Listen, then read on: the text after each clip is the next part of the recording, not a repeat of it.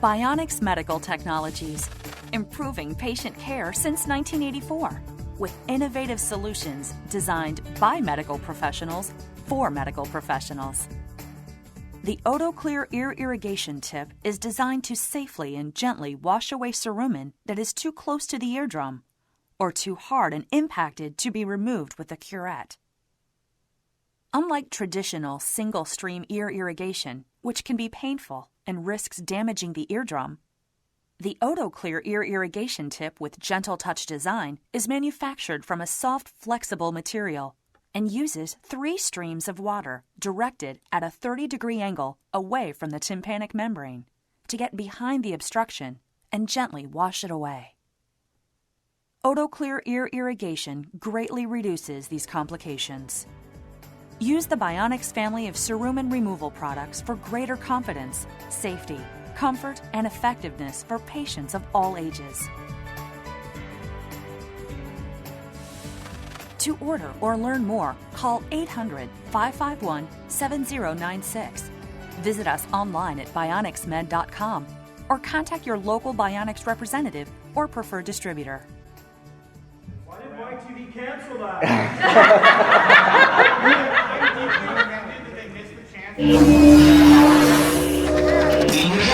Coming up next. Then at 10, Inuyasha. Followed by Inuyasha at 10:30. Followed by Reboot. Then at 11:30, check out Inuyasha. Brought to you in part by Inuyasha the Movie 2, in stores January 25th. Closed captioning brought to you in part by the Inuyasha Animania contest and Viz. Go to YTV.com for your chance to win. The following program contains mature content, coarse language, and is intended for an older youth audience. Viewer discretion is advised. Here we come, it's the start of Inuyasha! We're going to gather all the shards of the sacred jewel! And I'll destroy Naraku with my Tensaiga! Koka and Sesshomaru, they seem to be total opposites, but they have one thing in common. Neither of them can stand Inuyasha. It's up to all of us! Travel back in time for a feudal fairy tale, Inuyasha! Okay, that's enough nostalgic indulgence for you guys. Welcome to the Bionix 50th anniversary special. Bionix, of course, home to the biggest anime library in the country. Before I start, I just want to point out that a huge portion of the video content from this panel is actually taken from the Microphone YouTube channel. I'll post a link to it at the end where you can check it out. They have lots of cool retro videos of older recordings from Canadian TV. Before we begin, I'm just going to introduce myself. My name is Jesse Betteridge. I do not work for YTV or Chorus Entertainment. Believe me, they would never hire me in a million years. I'm just a normal guy who does not make smart use of his spare time. What I do is I host the Zon in Canada podcast. So the Zon in Canada podcast, we talk about the connections between anime and Canadian media. And this type of thing is very much relevant to what we talk about in each episode. As I mentioned at the beginning, I'm actually going to be interviewing that Greg, Sailor Mercury's ultimate fan. On my next episode, I've had people on like Mike Toole and Dave Merrill. We talk about different shows that have had impacts in both English and French-speaking Canada. We did one on Cat's Eye recently. We did Inuyasha. We've done Sailor Moon. So check that out if you're interested. You can find it at zonin.ca. If you want to subscribe, you can find it on Apple Podcasts, Google Play, or SoundCloud. I will get it on Spotify eventually, I swear. And you can also follow me on Twitter at jbetteridge. So, Bionix first launched on September 10th, 2004, making 2019 the 15th anniversary. But what is Bionix? Well, if you search Google for what Bionix is, you'll find that it is a series of Singaporean armored fighting vehicles that have been in service since 1997. According to Google, Bionix is also a biomedical technology company that has been specializing in developing medical equipment since 1984. But if you scroll down far enough in the Google search results, you will find that Bionix was an anime and action cartoon lineup targeted at an older youth audience on YTV. And for years it represented anime as a successful and accepted part of the Canadian media ecosystem. And there never really was anything to replace it. To this day, many fans still clamor for for something else to take the reins in airing anime on television, you know, the old-fashioned way, or even just for Bionix itself to make a return. Now, if you think it's crazy that anyone would still care about anime airing on television, you obviously haven't been paying any attention to Toonami on Adult Swim in the United States. Let's take a look at the most recent promo for Toonami from the last couple of weeks. Been a bunch of changes lately. So it's time to run them all down for you. Dragon Ball Super stays strong at 11. You like that? Genlock adds even more mechs to the lineup at 11:30. Take me to your leader! Always wanted to say that, right? Fire Force holds it down at midnight. Here comes your chance to be a hero. Wuhan steals your heart at 12:30. Jeez Louise, you gotta be kidding me! Food Wars whets your appetite at 1. Black Clover casts a spell on you at 1:30. Are you getting excited? Boruto learns the ropes at 2. Oh no, this isn't over yet! Shippuden sneaks onto your couch at 2:30. What is all this ruckus about? Gundam the Origin breaks it down for you at 3. Did you hear anything about this? News to me. And My Hero Academia hits the books at 3:30. Aren't you dazzled? Don't ask me why My Hero Academia Next Saturday night from 11 to 4. Time to go to work. Only Toonami on Adult Swim. So some of the shows that run on Toonami are actually simuldubs that you can't see in Canada at all until they get a home video release. And in my opinion, Toonami is probably still the #1 platform for exposing, in the United States, for exposing people to anime if they're not already anime fans. It's one of the places where people discover anime, even though it runs, you know, fairly late at night. And now that AT&T owns Adult Swim and Crunchyroll, they're definitely going to be they're going to be, you know, banking on linear as being a large part of that strategy moving forward. So of course that gap isn't getting filled in Canada, and if you've watched Bionix before, you probably, you know how important a role it played. But if you're not really familiar with it, or you were a young child when you were watching it, and you should not have been watching Bionix at the time if you were a young child, let's add a little context by going all the way back in time to 1991, which is the year that brought us free elections in Taiwan, Sonic the Hedgehog, and of course the Broadcasting Act, which created the expectation that television and radio stations would meet a quota of Canadian content.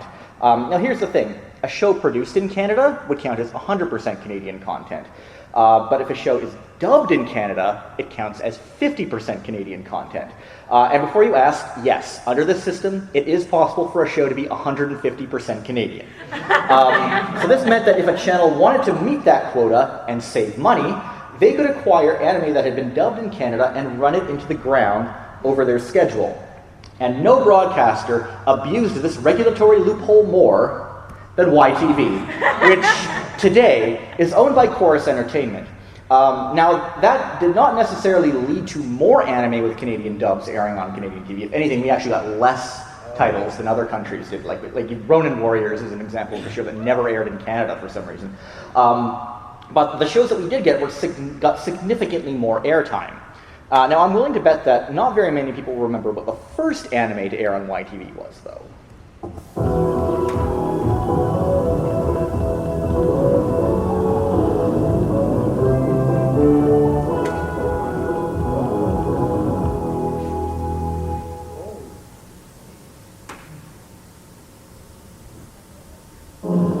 So it was actually Saber Rider and the Star Sheriffs. I know half of you were probably just ready to say Samurai Pizza Cats. You're wrong. But not really a lot of people remember it because it hardly showed up on the schedule. And the reason it hardly showed up on the schedule was because it was dubbed in LA. However, the next anime that YTV happened to acquire, Samurai Pizza Cats and Maya the Bee, they were dubbed in Montreal and therefore qualified as 50% Canadian content. And we're all over the schedule as a result. And the same goes for the Hello Kitty OVAs, the one where she has a mouth for some reason, which were actually not only dubbed in Toronto, but actually with the support of Telefilm Canada, which means that Canadian tax dollars actually went into funding this dub. And you'd think that, to say thanks for that, the least Sanrio could do would build one Sanrio store in Canada. But anyway, the way that YTV treated these properties grew into one of their major tactics in the early 1990s, which is to turn syndicated programming into national hits, just by giving them consistent time slots, which they usually didn't get in the United States.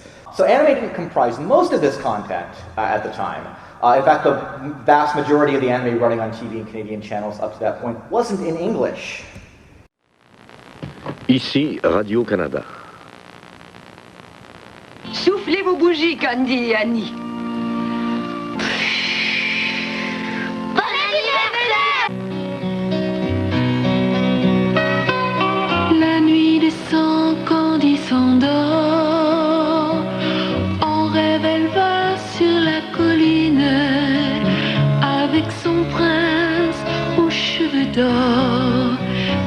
Candy retrouve ses amis chaque samedi à 9h.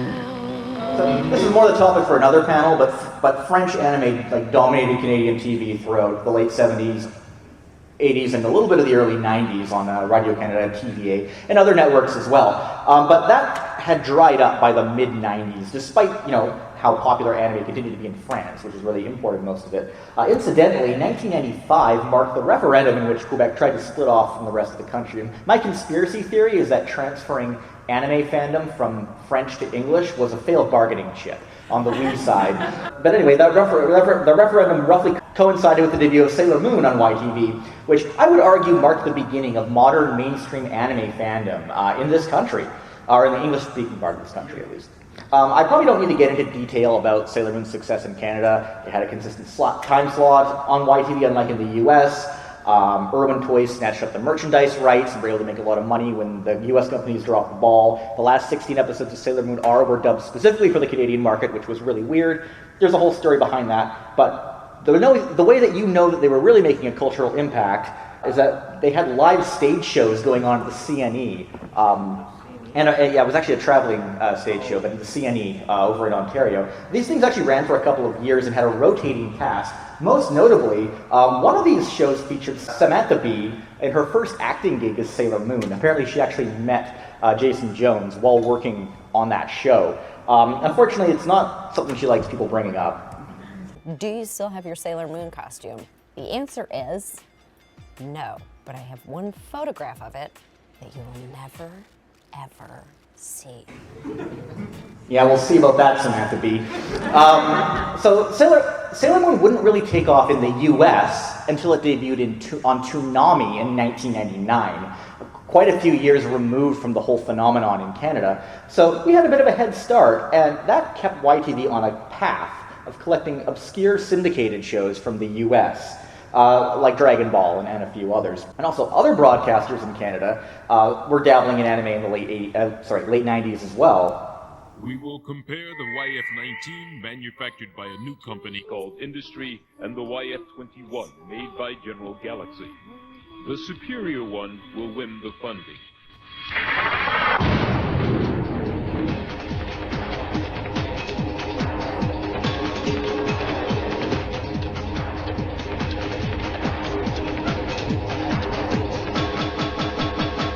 Watch Macross Plus, Tuesday, March 16th through Friday, March 19th at 1 a.m. That's definitely the best commercial Teletoon ever made. And it's really a shame that they consistently refused to air adult-targeted anime after that, because they had the right idea how to market it right out of the gate.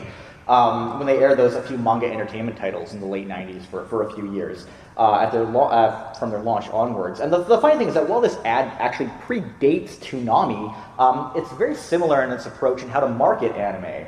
At the time, Toonami was an after-school block on Cartoon Network, starting in about 1998, 1999. And they found hits in syndicated shows like Sailor Moon and Dragon Ball.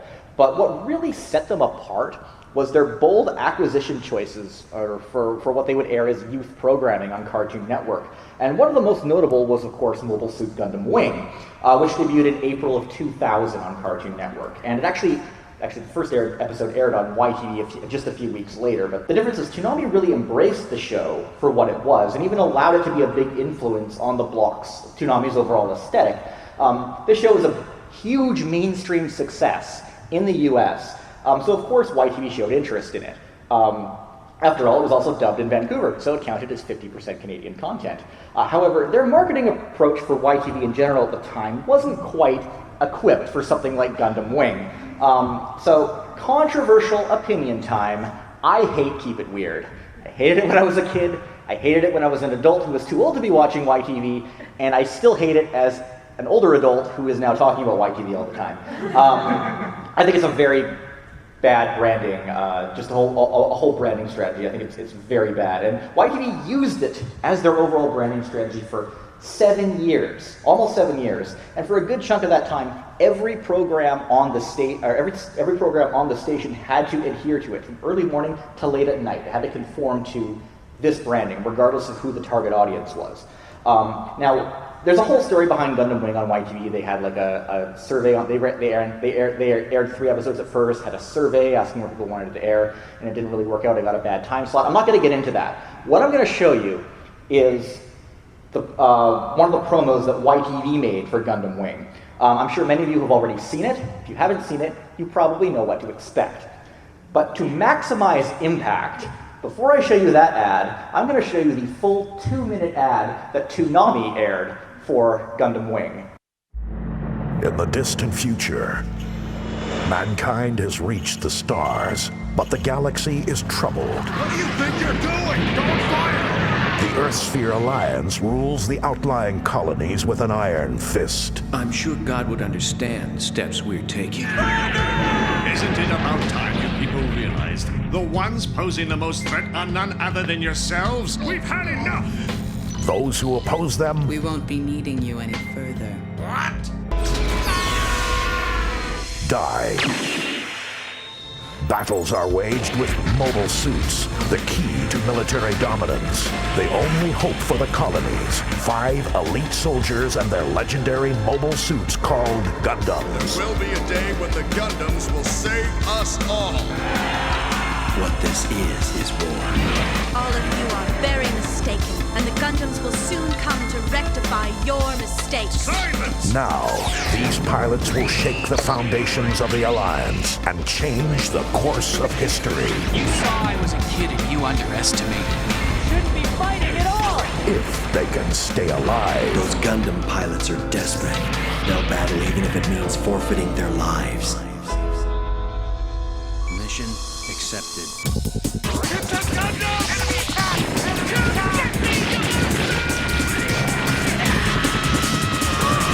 I'll eliminate all obstacles. Just who are you anyway? Say goodbye. Get all mobile suits ready for combat at once! Can you? Don't die on me!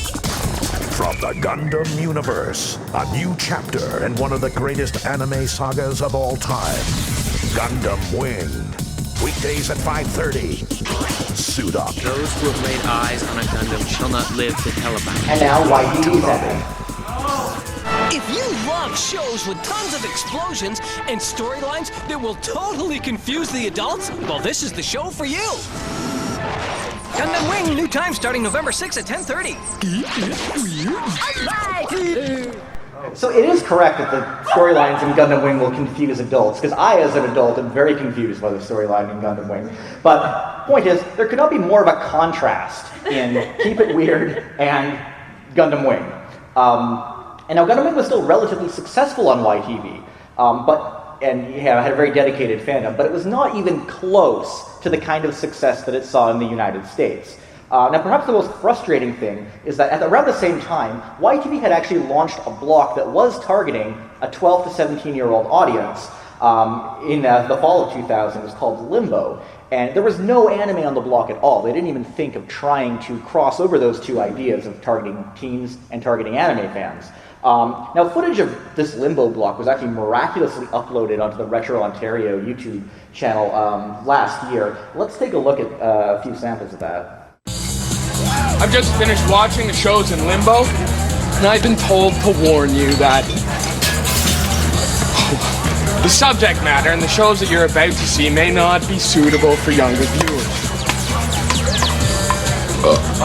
So be aware and get a room.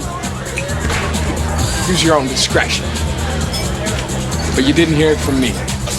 Limbo, weeknights at 9.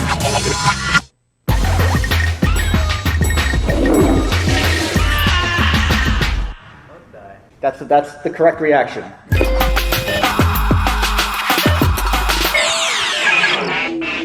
Here are a few reasons why you should watch Treasure. 1. The dog rules. 2. The grandmother's creepy. I'm sure that one took drugs. 3. Treasure has a big mouth. You're obsessed with men. I think it's disgusting. And 4. The dog drools? Did I mention that? Yeah. Listen, I'm reaching, so cut me some slack. In between here, there, and somewhere is Treasure in Limbo. Wednesdays at 9.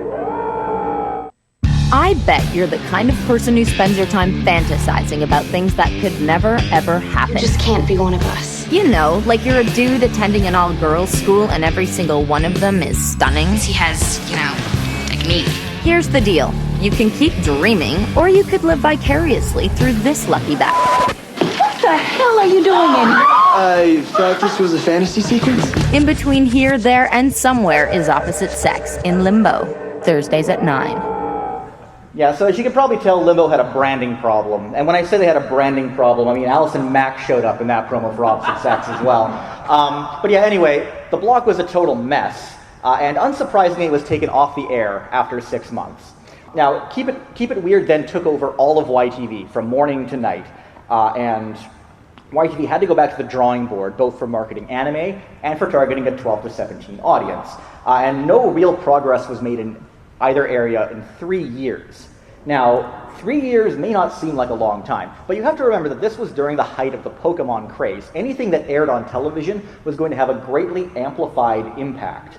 And Toonami, meanwhile, just kept making unbelievable programming decisions for an after-school block, airing shows like Tenchi Muyo, Blue Submarine No. 6, G Gundam, Yu Yu Hakusho, none of which have ever even seen the light of day on Canadian TV. And what's more, these shows are all now playing a major role in fandom nostalgia marketing, and a lot of the anime distributors are marketing these shows that way, and they're completely overlooking the fact that a lot of these titles don't have any nostalgic value in Canada because they never aired on TV here. And so a small nuance of how they kind of don't market properly. A lot of those companies don't market properly in this country. Now, a problem with Toonami programming is that it was always targeted to audiences aged 6 to 11. Now, Adult Swim launched on the Cartoon Network channel space in 2002 and became a second home for less edited anime titles that were targeted at audiences aged 18 to 34. However, from a ratings perspective, if any viewers fell into that 12 to 17 gap between those two audiences, their eyeballs were worthless to advertisers, which is a bit of a problem since that age range makes up a huge portion of anime fandom, as some of you may have noticed over the years. But then, something very significant happened in 2003. Mr. Yasha, this is the library calling. Your book, Feng Shui for Dog Demons, is 3 weeks overdue. Please call Fern at 555-READ to discuss payment options. Inuyasha, Fridays at 10! Yes, 2003.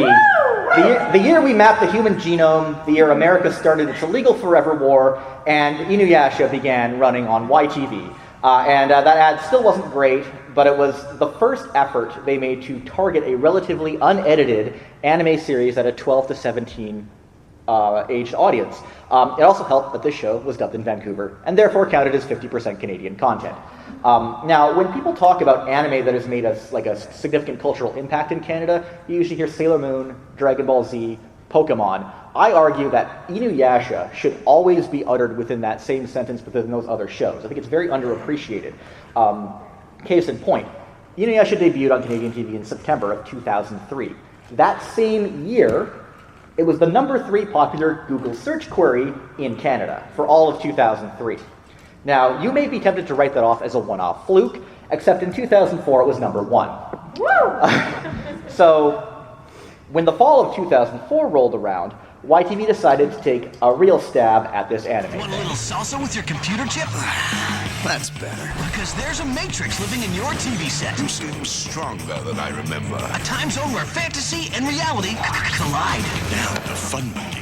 A journey that begins at 9 and keeps going till the witching hour. I love it. It's just a game. It's the best broadcast of the biggest anime library in the country. Impressive. Can I have your autograph? And stop interrupting us. Bionix, tonight from 9 till midnight. So yes, Bionix was born September 10th, 2004. And I need to point out the witching hour is actually not at midnight, it's at like 3 o'clock in the morning. And of course, as you probably noticed, most of the programs in that promo were not anime, despite the fact that that same promo promotes the fact that it is the biggest anime library in the country. So in terms of the just aesthetic and look, it borrows a lot of the sensibilities from Limbo, and also some other styles that YTV was experimenting on the station at the time, and kind of cuts out all the weird, contradictory stuff that doesn't fit from Limbo, and kind of adds this much more neutral and sterilized, but at the same time kind of electrified version of those same futurist sensibilities. And it's also no doubt taken a few cues from Toonami as well.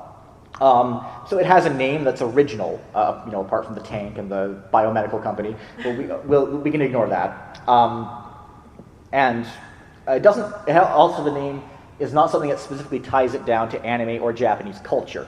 So it provides a lot of flexibility to the idea. And also the announcer, who I believe is Eddie Glenn, he's been the YTV announcer for years, he does all the promos. So it gives that little bit of extra synergy with the rest of the network that Limbo didn't have. This was the original lineup that was posted on their old website. I dug it out using archive.org. As you can tell, it's in rough shape.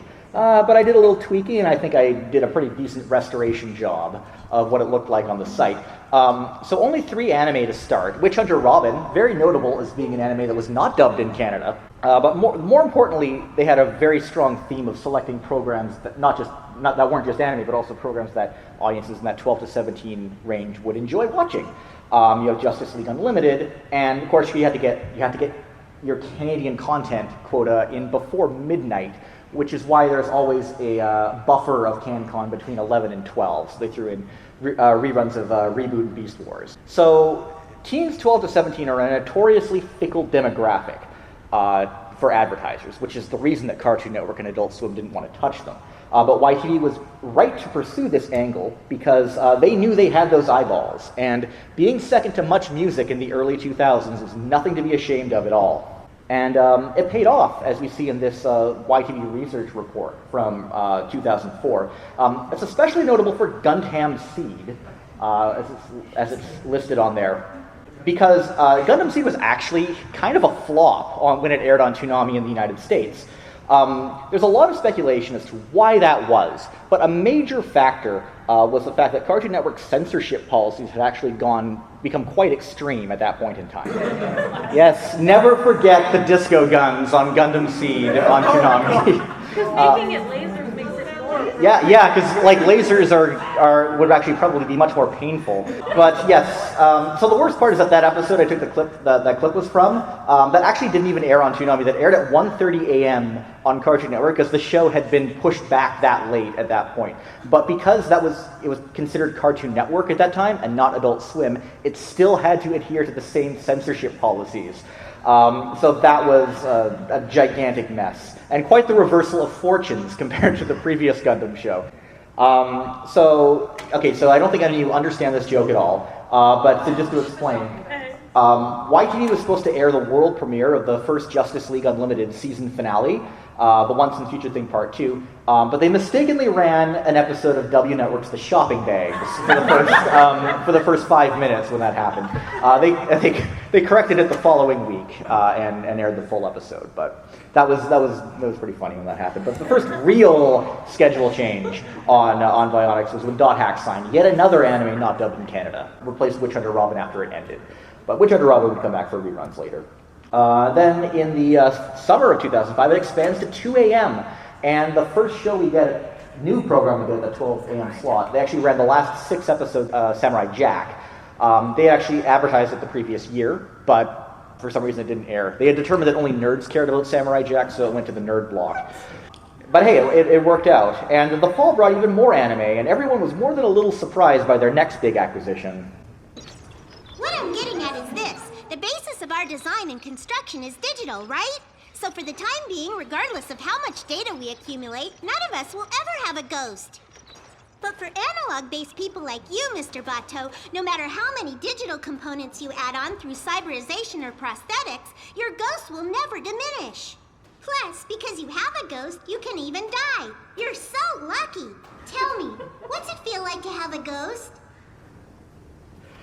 Yeah. So Ghost of the Shell standalone complex definitely was not something that anyone expected them to license, and it wasn't terribly surprising when they wound up skipping one episode, episode 10, Jungle Cruise, which is the one about an American Imperial naval officer who ripped off people's skin after being conditioned to do so in order to subdue South American countries. Still a relevant topic today. They did eventually air that episode, though, so that was pretty cool.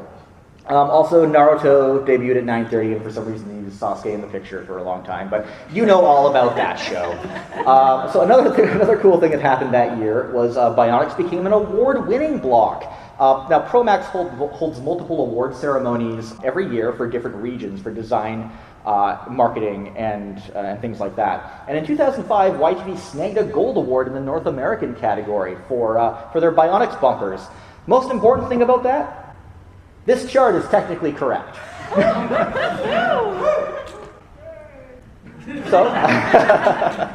So spring 2006 brought Full Metal Alchemist in case close. That actually marks the first and only time that Chorus Entertainment has ever worked with Funimation. They actually didn't get Dragon Ball Z from Funimation. They got it directly from Ocean Studios. Even when they aired the Texas dubbed episodes, Ocean Studios was acting as a middleman. For only time, still to this day, they actually worked with Funimation for anything. And Shadow Raiders was dug out of the archives to mix up that CanCon buffer a little bit. You'll notice they don't have a lot to work with there. And another big thing happened around this time was that Bionic shows actually started appearing on weeknights, Monday to Thursday, reruns of the successful shows like Inuyasha, Full Metal Alchemist, Gundam Seed, the show that failed on Cartoon Network in the States, was running Monday to Thursday.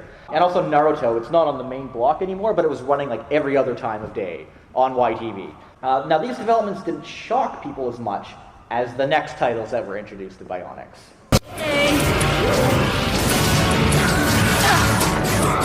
Off he goes. Nice work, Adam. Uh-oh! Gox at 12 o'clock! Hold them off, I'll get some stuff. This will come in handy. Let's go, Zix! It's getting too hot! And I have a hyper shield. All aboard. Safe and sound. Let them waste their energy.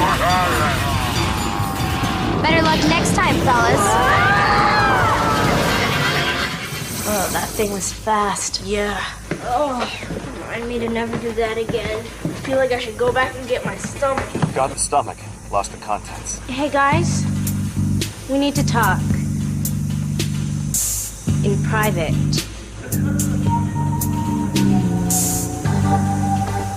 Okay, she did lead us to some weapons. Yeah, and right into a pile of gox. We got squat. She saved us from the apezoids. Maybe she saved herself and we just happened to be standing there. Have to do what she wants. Griff, I know how you feel, but you can't let your feelings You're missing the point. All of you. We are? Totally. Come on, we shouldn't laugh at child actors. Yeah, so it turns out those mainframe shows in the CanCon buffer were not enough to help YTV meet their CanCon requirements, and also contractual obligation to Canadian production companies. So live action shows, and trust me, these live action shows were definitely 150% Canadian content. They flooded the schedule and no exception was made for Bionix. They even took the sacred 10:30 p.m. slot away. Case Closed miraculously still stuck around at 12 a.m., but it actually has the dubious honor of being the only Bionic show where they did not air, YTV did not air all the episodes that they licensed. They licensed 26 episodes, they only aired 20. No one's defending Monster Warriors, though.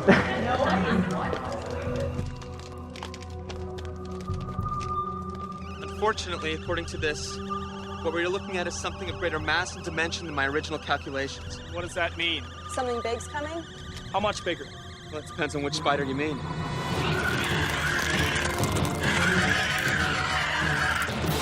Use the laser blasters.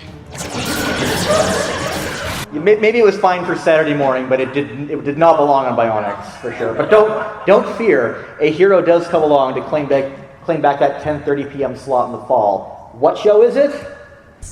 The ghosts that you see are usually this Thank you. The second kind are evil spirits known as hollows. The hollows attack people, living or dead, in order to devour their souls. Any questions before I go on? First of all, Why do your drawings suck so bad? You pay for this? Yeah, I hope you like Bleach, because it's going to be around on Bionix to the very end. And you know anime is doing well when they're picking up more shows that weren't dubbed in Canada, like Bleach and Eureka 7. And also Invader Zim, the one Nicktoon that YTV had refused to air up to this point, finally, because they determined that only nerds cared about Invader Zim, so it went to the nerd block. Also significantly, we saw Inuyasha reach its long-awaited finale, and Chorus actually released a press release when this happened, which is crazy. The idea of any network releasing a press release for the finale of an anime, it's unthinkable today. And so, I mean, it just goes to show how big of a deal Inuyasha really was when it was airing. But don't worry, there'll be plenty of Inuyasha reruns to come. And that wasn't the only thing in reruns, because even though the CanCon was reduced early the next year, but the trade-off was that almost the entire block went into reruns for a very long period of time, which a lot of people, if you were watching at the time, you probably remember that. It was a pretty frustrating period. It was especially bad for Eureka 7 because YTV had only licensed the first half of the show, and everyone was left hanging. Very annoying. Yeah, they skipped the next episode preview at the end of season 1, so people weren't sure if they were going to get the rest. They did pull through on that in the end, which was cool. But it was also at this point that the Bionix imitators started showing up. For instance, Kamikaze on Chum's Razor channel was one of those. These programs include the violence and the bloodshedding. Consideration of your advice, Kamikaze! So I'm not going to say a lot about this block, but I'll point out that this falls into many of the traps that Bionix very wisely avoided in the way they put their branding together. And also G4 Tech TV ran their Anime Current block, and actually there was an old promo for it that consists entirely of footage of ROD the TV that Microphone uploaded recently. I'll show you that right now.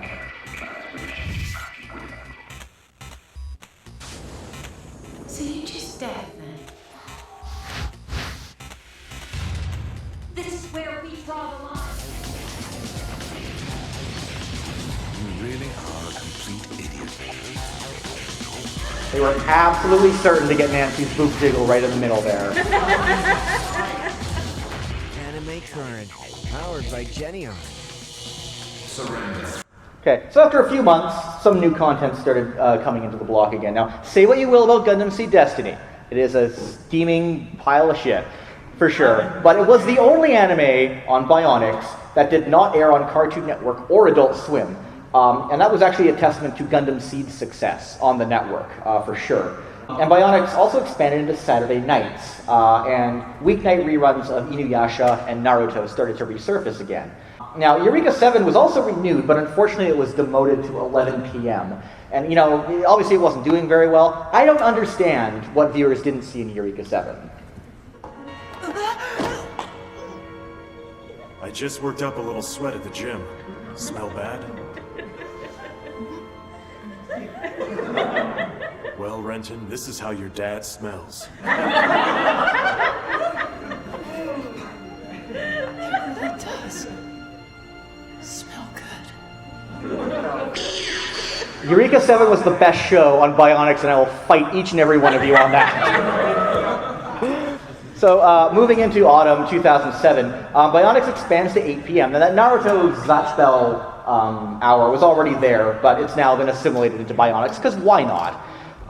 Futurama is also introduced to the block, and that was actually due to a content-sharing agreement that was going on with Teletoon at the time, because Chorus actually owned 50% of Teletoon at that time. There's a little bit of a shake-up going on. They now own 100% of Teletoon, though, because that's the vertically integrated hell we live in. Death Note was the last major anime addition to the block at that time. Appropriately enough, that show was also dubbed in Vancouver. Now, a few months later, the final season of Avatar joined the block, and the CanCon hour came back with Stormhawks. Nonetheless, I want you to savor these two schedules here, because it's all downhill from here. So in 2008, YTV announced their new Idol-style series, The Next Star. It would be airing on Friday nights at 6 p.m. What they didn't mention in this press release was that they would be rerunning the series at 9 p.m. So if the last star, or if the next star, is running at 9 p.m. on YTV, where does that leave Bionix? Well, let's just say it was never the same again. Almost immediately after Death Note ended, basically 2 weeks after, any new anime acquisitions came to a screeching halt. The only thing that kept going were ongoing shows that had already been licensed, and it was demoted to Saturdays only from 8 to 10. Now there was a slight adjustment in the fall with Blue Dragon, which had already been running on the network. They just kind of, again, a show they're just burning off. Again, they're just burning off shows that they had already licensed. Meanwhile, in the US, the original Cartoon Network version of Toonami had come to an end. Now, usually when things are going badly in the US, it means that things go better in Canada. Bionix did continue on, but this was an exception, unfortunately. It wasn't a pretty picture.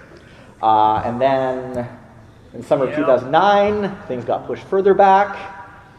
And then further back, then Naruto ended, and it's just back-to-back Bleach, which again, they had already licensed like a couple of years in advance, so they're just burning it off. And as soon as Bleach hit episode 108, it was finally over. Bionix officially came to an end. So it's still not 100% clear why it happened. We do know that it wasn't because of bad ratings. The shows actually were performing well right to the very end. It's more likely because there were a lot of behind-the-scenes shakeups going on at Chorus. Like I mentioned, there was that content-sharing agreement at Teletoon. People were being shifted around a lot. And also, you have to keep in mind that YTV was shifting to a new advertising strategy called co-viewing. Now, usually Canadian networks, instead of selling ads per show, they sell ads they run across the day during the network, or during the day on the network. And their strategy was to have advertising for kids and their parents at the same time. And then they would buy a bunch of ad blocks and run it through various programs. Unfortunately, that strategy doesn't work when you have a 12 to 17 targeted block, specifically an anime block. So it didn't fit into that strategy. And yeah, it pretty much put a nail in the coffin permanently for that. Incidentally, anime virtually disappeared from every other channel as well. It did eventually wind up after a couple, it turned up again after a couple of years, but it wound up in a place that would guarantee that no one would ever find it, which was Super Channel. What? Yeah, they ran a few titles including Gurren Lagann and Monster. And actually, after it was clear that no one else was going to go for it, they also picked up Full Metal Alchemist Brotherhood. I'm hearing some very confused sounds, and it just goes to show how low the viewership is on Super Channel. Is this in the States or here? Here, it's in Canada. Yeah, it did. Who here watched anime on Super Channel? What is Super Channel? Yeah, what is it? It's kind of like equivalent to Movie Network. It was like the competitor of Movie Network. You had to pay extra. You had to pay extra. It cost $18 to subscribe to it every month. And that would be why no one watches it. Yeah, that's why no one watches it, because you're not going to subscribe to Movie Network and Super Channel. You're going to pick one or the other, and you're going to go for Movie Network because they have like HBO and stuff. Super Channel, they specialize in picking up basic cable content from the U.S. and repurposing it as premium content in Canada. Yeah, it was. I think they're gone now. They're always trying to relaunch something from what I understand. But yeah, so even after 2011, even that fizzled out, and anime just kind of disappeared from actual Canadian platforms. Streaming became a big thing, but there's something about a well-curated lineup of programming that on-demand streaming doesn't really capture, even if you can watch anything you want when you want. And also, it's very, for discoverability for people who aren't already into anime, it's actually quite bad, because you have to be looking for anime to find it most of the time. And Bionix in particular played a really big role in accelerating the massive fandom we have in Canada. And, from what we see today, like conventions like this, and 10 years later, we still see that people are clamoring for Bionix to come back. And I mean, broadcast is still one of the best platforms for discoverability and exposing programs. And you can be damn well sure that the right target audience is going to find it on TV still, because Gen Z, younger millennials, they still live with their parents. Their parents have cable subscriptions. So is there any hope? Well, maybe. So for a little while now, Bell has been working with WoW Unlimited, which is a new media company. They're going to launch a new youth network in Canada. They keep saying they're going to launch a new youth network in Canada called under the WoW brand. They've actually strongly indicated there's actually going to have a millennial-targeted anime block. Games are days. that's the thing. We don't know anything about this channel. It's technically supposed to launch August 30th, or legally that's the latest time they're allowed to launch it. There has been no actual press official announcement about it yet. No carriers have confirmed that they're going to have this channel. It's still possible it will happen. We'll probably know next week, but it's very, very likely that this channel isn't actually going to happen. We don't know anything about it still. So I would advise not having any real expectation. If it does happen, it would be great because Bell also owns Crave, and it would be a pipeline to get anime on Crave, which is a significant place. More realistically, though, it would be good to keep an eye on the new Adult Swim channel launched by Course. Now, I know Adult Swim Canada and Teletoon let us down every time. Yep. But the new channel is a little different because it is worth noting they are simulcasting Adult Swim premieres day and date, which they never did before. And in their initial press release, they did say that Adult Swim will mirror the programming and brand voice of the acclaimed channel in the US. A bold claim to make when they know people are expecting Toonami.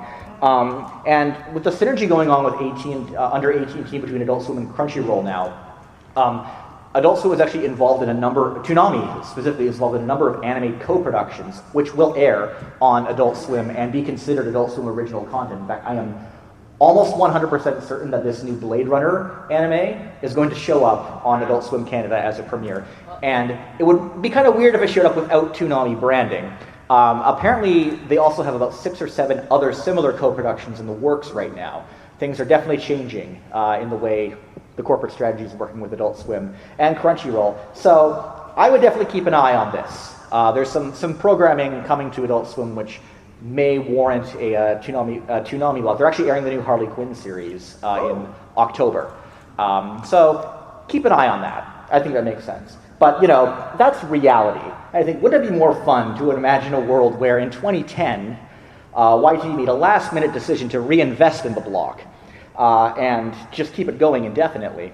And I'm not going to lie, I think I like that idea a lot more than the other potentials that are possibilities right now. So let's take a look at what that might have looked like.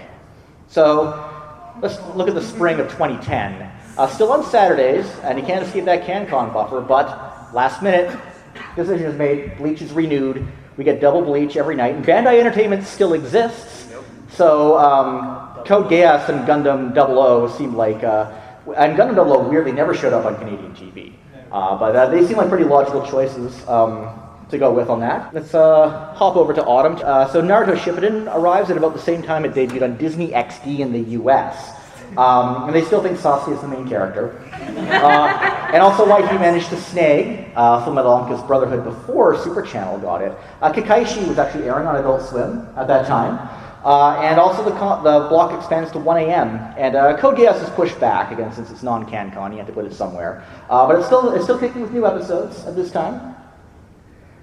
So after only a small delay, Dragon Ball Z Kai premieres, but it's the Vancouver dub that was apparently produced and is currently sitting in a vault somewhere in this universe. Gundam 00 holds down the fort as the CanCon. How long can it last? Vampire Knight, so that never aired in the US. It did air in Australia, though, on ABC3. And I think it's very possible that could have been in YTV's sites if they were running things at this time. Also,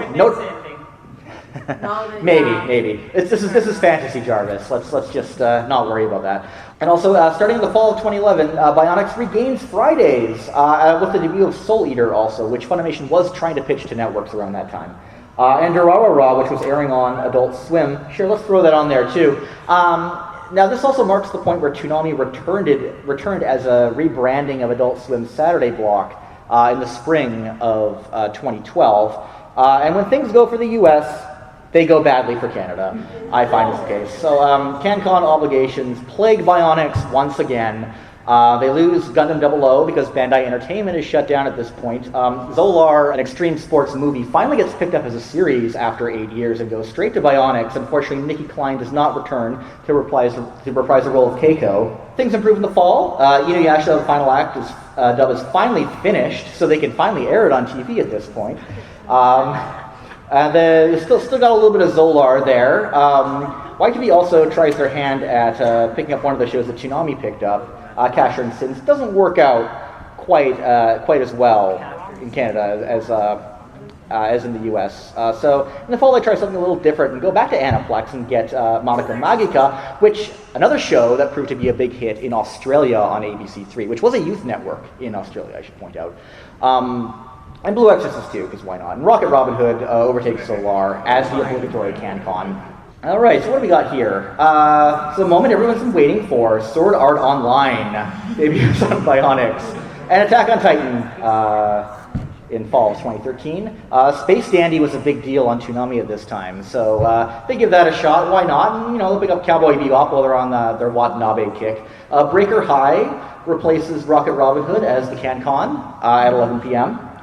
All right, let's see what we got now. Kill la Kill, fall of 2014. Sword Art Online 2. Now, since YTV is actually in the talks to make a Battle of the Planets cartoon at this time, let's just say they were looking at Gatchaman crowds too. Throw that on too, that would have worked.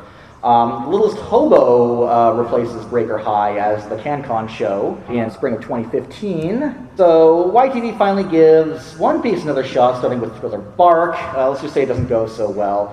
Hunter x Hunter and Free join, because, why not? Let's throw Free on. I think that's appropriate. So Kill la Kill didn't have any problems, and it's been a while since YTV aired any Ikuhara show, so they give Yurikuma Arashi obvious choice for midnight on YTV. And Sailor Moon Crystal, of course Sailor Moon Crystal is going to make its debut on Bionix. 9 p.m. in the spring of 2016. Fall 2016, let's see, One Punch Man, JoJo's make their debut. Everything went fine with Yurikuma, so they give High School DxD a shot at midnight. At midnight, back-to-back with The Littlest Hobo, which is, and also, Inuyasha, the final act, still going strong. You got the good boy power hour there. So we finally get Bukai from Funimation, along with its glorious green tint. Dragon Ball Super debuts, Love Live and Gundam Iron Blooded Orphan show up here in the spring of 2017, and finally get Attack on Titan Season 2. Sailor Moon Crystal Season 3 debuts pretty high up in the block. They finally get the right character for the Naruto images. Get Black Clover in there. World Trigger, a new CanCon title for YTV to abuse as it sees fit. JoJo's is not down to midnight, but it makes a pretty killer pairing with Love Live reruns. High School DxD New, after popular demand, Gatchaman Crowd's Insights shows up, and we also get My Hero Academia finally. Oh, and of course, Reboot the Guardian Code, which is another 150% CanCon show. Shows up back-to-back with Senran Kagura, which they got from Funimation. Black Clover is demoted to 1:30, and JoJo's returns to its former glory at the 10:30 p.m. slot. And let's go to autumn 2018. Attack on Titan Season 3, Boruto, Mob Psycho 100, Diamond is Unbreakable starts. We got Pop Team Epic, which did air on Adult Swim in the U.S. I'm serious with that one. Let's see, My Hero Academia takes the top slot in the spring. There's the third season of High School DxD there, of course, as well.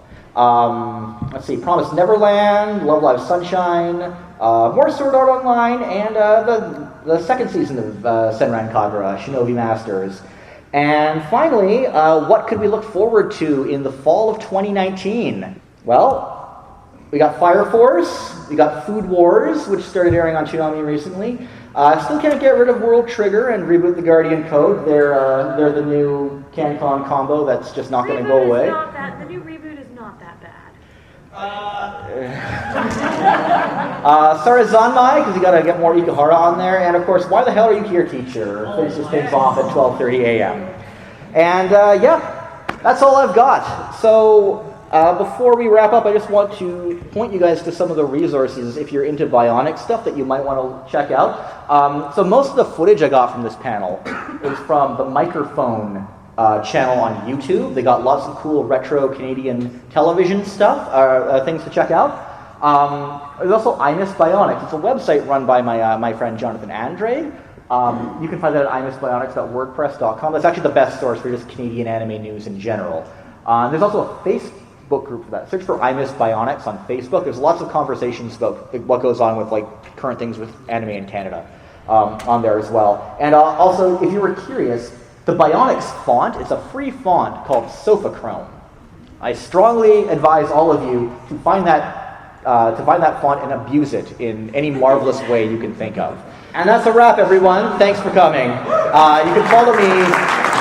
Thanks a lot. You can follow me on Twitter at jbetteridge. You can also check out my podcast, Zonnen Canada, where I talk about the connections between anime and Canadian media. Find it at zonnen.ca. You can also follow on Apple Podcasts, Google Play, and your podcast app of choice. Thanks for coming, everyone. Please enjoy the convention.